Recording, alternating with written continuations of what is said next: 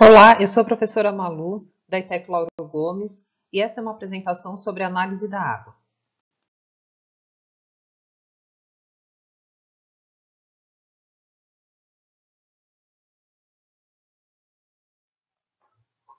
As técnicas, e principalmente o equipamento empregado nas pesquisas hidrobiológicas, variam conforme a finalidade do estudo que está sendo realizado. As características ambientais do rio ou lago considerado e, sobretudo, com os recursos disponíveis para a realização do trabalho. Estudos linológicos. Linologia vem do grego, onde line significa lago e logos significa estudo.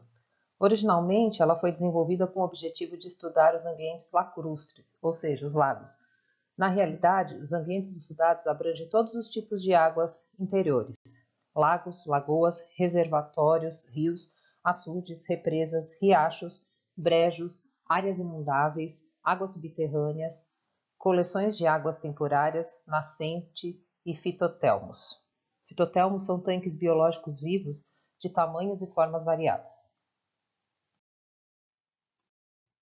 A obtenção de informações integradas sobre um reservatório depende basicamente do estudo das interações que ocorrem entre os fatores bióticos e abióticos, que regem o funcionamento desse ecossistema. Porém, não se pode esquecer que essas interações estão vinculadas a uma escala temporal, refletindo um comportamento dinâmico e imprevisível, intrínseco a cada ambiente. Dessa forma, cabe ao pesquisador promover um levantamento prévio das características ambientais da área a ser estudada, a fim de definir o melhor ponto, horário e época para a realização dos trabalhos. Dentre os parâmetros físico e químicos, temos as variáveis climatológicas. Num período de maior precipitação, ou seja, de chuva, pode ocorrer um aumento na turbidez em função do grande aporte de material que é carreado pelas chuvas para o corpo d'água em questão.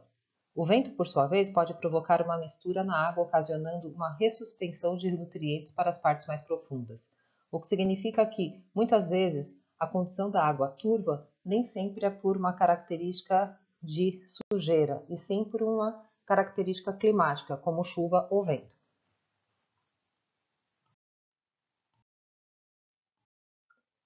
As variáveis climatológicas podem ser obtidas através de diversos aparelhos. Entre eles, nós temos o pluviômetro, que mede a quantidade de chuva num determinado período, o termômetro, que vai medir a temperatura da água, o anemômetro, que vai medir a direção e o volume de vento,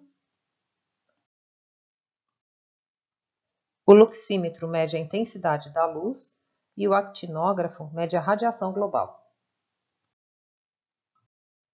Radiação solar subaquática. Da radiação que atinge a superfície da água, parte penetra e parte é refletida, voltando para a atmosfera. A quantidade de radiação refletida depende das condições da superfície da água, que pode estar plana ou ondulada, e principalmente do ângulo de incidência da radiação sobre ela. Numa média, da radiação refletida, radiada, 90% é absorvida e 10% é refletida, mas isso depende da condição da água. Nessa figura, vemos a importância da radiação solar na água, que vai desde a fotossíntese da alga, responsável pelos nutrientes da água, do zooplâncton, e até a liberação de oxigênio para o meio ambiente. Esse é um aparelho que mede a radiação solar tanto da superfície quanto da parte subaquática. Ele é chamado de quantaméter. A transparência da coluna da água pode variar desde alguns centímetros até dezenas de metros.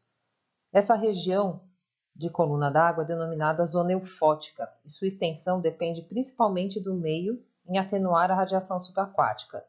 O limite inferior da zona eufótica é geralmente assumido como sendo aquela profundidade onde a intensidade da radiação corresponde a 1% da que atinge a superfície.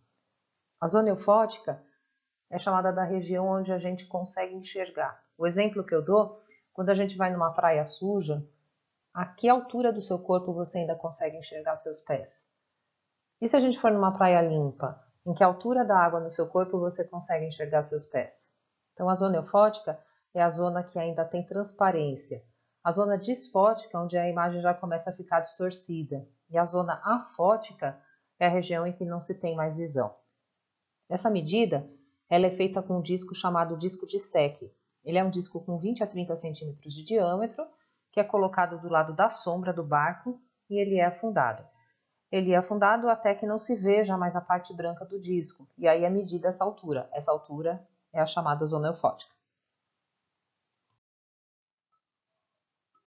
Temperatura da água. Nos ecossistemas aquáticos continentais, a quase totalidade da propagação do calor ocorre por transportes de massa d'água, sendo a eficiência deste em função da ausência ou presença de camadas de diferentes densidades. Em lagos que apresentam temperaturas uniformes em toda a coluna, a propagação do calor através de toda a massa líquida pode ocorrer de maneira bastante eficiente, uma vez que a densidade da água nessas condições é praticamente igual em todas as profundidades, sendo o vento o agente fornecedor de energia indispensável para misturas de massa d'água. Por outro lado, quando as diferenças de temperatura geram camadas d'água com diferentes densidades, que em si formam uma barreira física, impedindo que se misture, e se a energia do vento não for suficiente para misturá-las, o calor não se distribui uniformemente, criando a condição de estabilidade térmica. Quando ocorre esse fenômeno, o ecossistema aquático está estratificando termicamente. Os estratos formados frequentemente estão diferenciados física, química e biologicamente. Neste desenho, nós temos 3 camadas d'água com temperaturas diferentes. A parte mais externa, a chamada de epilínion, é a camada superficial do corpo d'água, portanto menos densa. A intermediária é a metalínion, que é a zona de transição entre a camada superficial e a camada mais profunda, caracterizada por fraca espessura e rápida variação de temperatura. E a camada mais baixa é o hipolínion, que é a camada mais profunda e mais densa.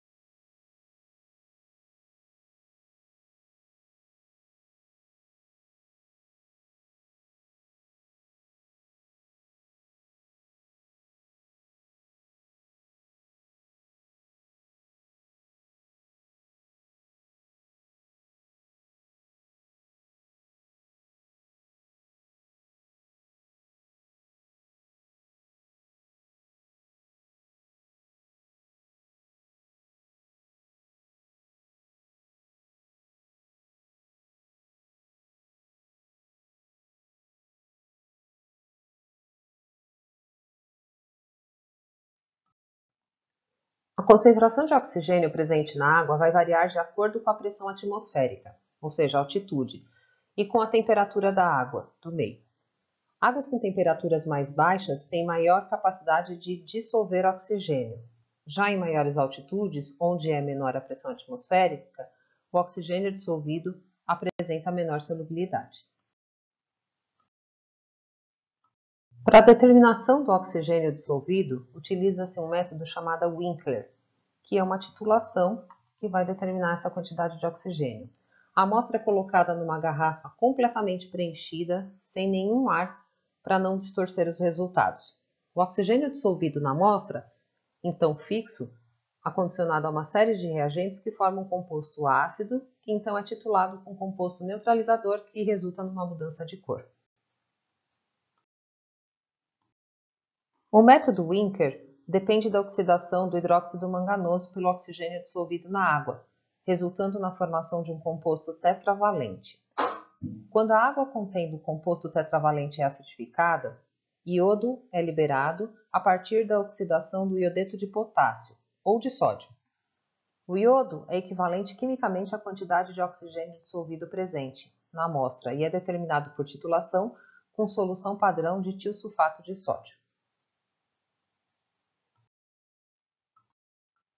pH e alcalinidade.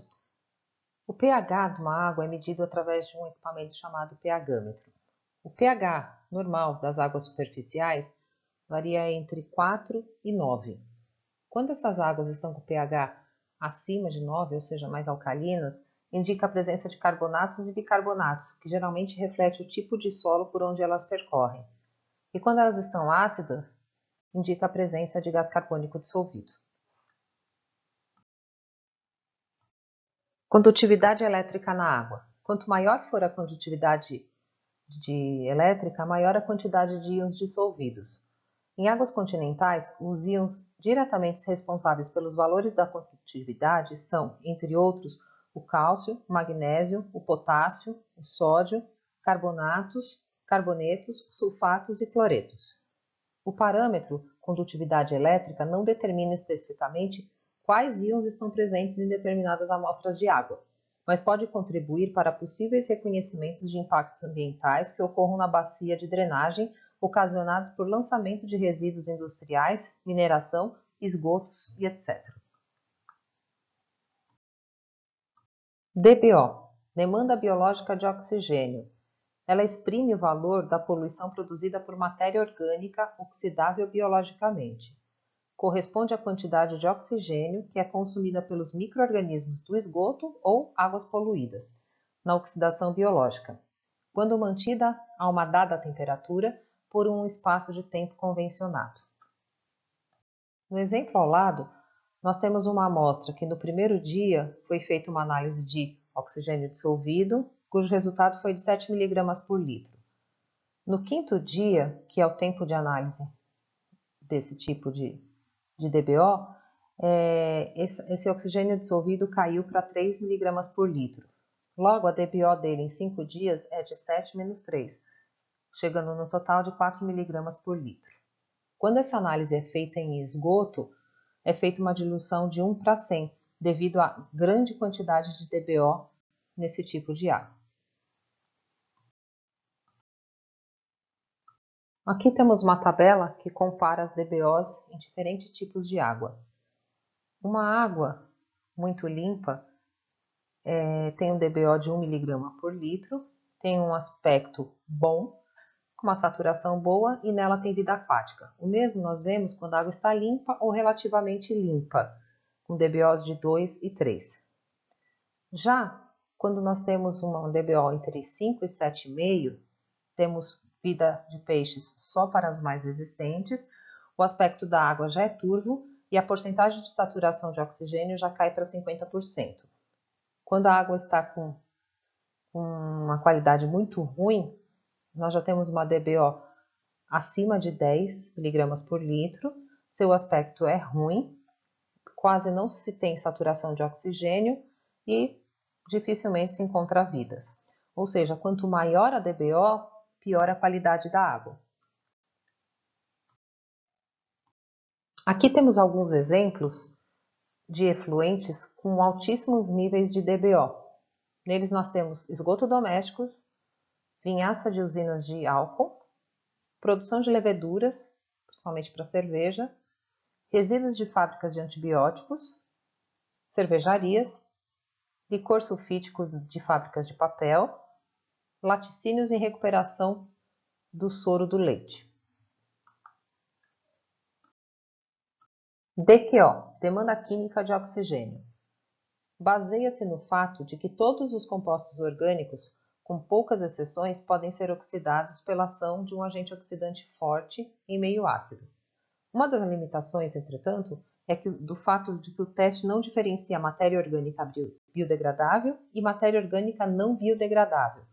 A primeira determinada pelo teste de DBO. A vantagem é o tempo do teste, realizado em poucas horas, enquanto o teste de DBO requer no mínimo 5 dias, que é o tempo do período de incubação.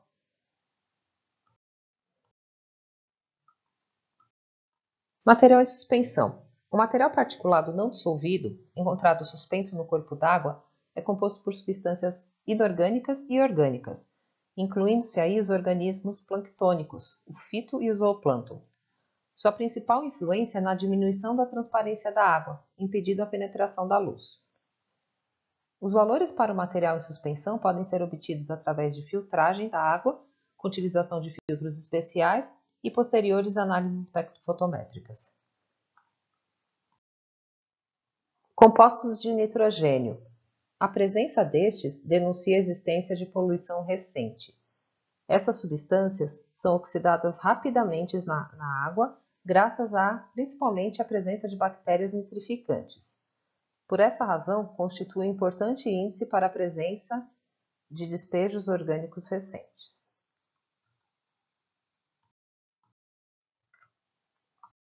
Compostos de fósforo. Os compostos de fósforo são um dos mais importantes fatores limitantes à vida dos organismos aquáticos e à sua economia, como já visto anteriormente no caso dos NPKs. É de importância fundamental no controle ecológico das algas. Despejos orgânicos, especialmente esgotos domésticos, bem como alguns tipos de despejos industriais, podem enriquecer as águas com este elemento.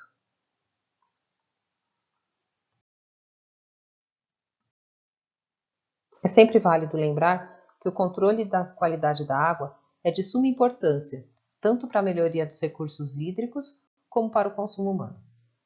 Até mais!